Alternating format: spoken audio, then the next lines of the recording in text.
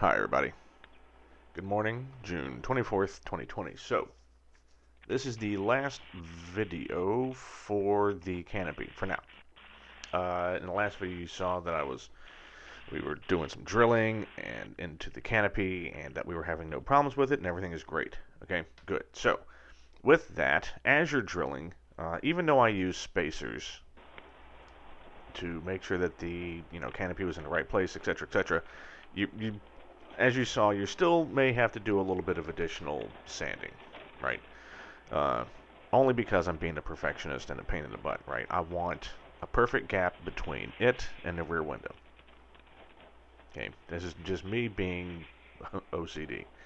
So we continue to do the work on the drilling, right? So you're going to start off, like I said, you're going to start off by doing the very top, as you can see, and then you start working along the sides from the front towards the back. Okay. Once you have that, then you will continue to go down the sides, which is what we're doing here. Once you're done with that, as you'll see later in the video, then actually you can see real quick that I've removed the back window because it was getting in the way.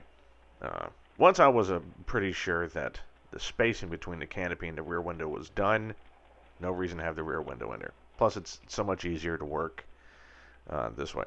Anyway, so you start at the top, you start coming down the sides, and then you finish up the sides that come down to meet the edges. And then when everything is done, because you're drilling number 40s, right? Whenever you're match drilling, but whenever you're doing initial drilling on a bunch of surfaces, I've noticed, and you will have noticed, that you always start with number 40s. So we're doing number 40s all the way around, and when we're done, we're going to go back, and then we're going to final drill all of them with number 27s.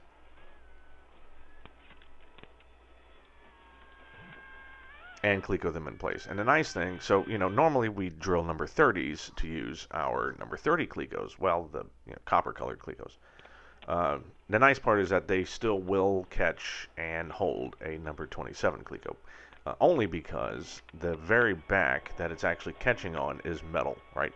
I wouldn't do it if it was actually, like, you can see the direction of these Clicos. I would never in a million years put them on the reverse direction, right? So where the Clico teeth were grabbing onto the acrylic. No. Only this way.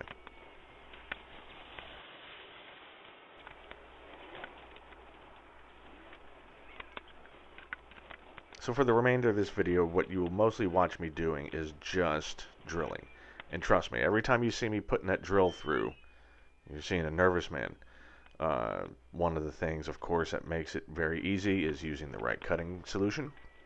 Again, it is, at least rubbing alcohol, strength alcohol, at least 70%, and lots of baking soda, right? Like, you want this stuff to look like a white, perloid, viscous fluid. You want it to look like unfiltered sake. Anyone that's seen unfiltered sake will know what I'm talking about. And that's what you want it to look like. That's the right consistency. Let's see, other things. So you'll notice that I'm going back and forth, right? Part of the instructions, of course, is, you want this to be symmetrical. You don't want the forces on this thing in any way or any of the stresses to be asymmetrical. So as much as possible, you'll see me go back and forth and back and forth. I'm not just doing like 3 on one side and then 3 on the other. Alright, so I'm done with the initial drilling, and so now it's just a simple matter of cleaning up the metal, deburring the holes that have just been drilled, and putting everything back together. And then, like I said, we're just going to go and drill everything out with number 27s. Again, I'm still using the cutting solution, right? Just because you're final drilling doesn't mean that acrylic won't just crack and shatter, right? So make sure to still use your, that's actually more important now than ever, because now you get a false sense of security, like, oh, I've drilled these holes. No. Look, that thing can still crack. When you're final drilling, use the solution.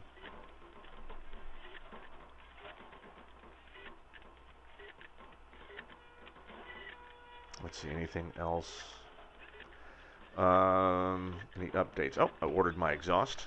So I'm going with a Vetterman's exhaust from Clint, up in Vetterman Exhaust in South Dakota. Everyone's just loves his exhaust system. Plus, Van's exhaust is kind of on heavy back order. Plus, I mean, that doesn't matter. I mean, Vetterman's exhaust is the best, and that's what I want on the plane. So, got that ordered. Should be about 6 or 7 weeks, and we'll have that.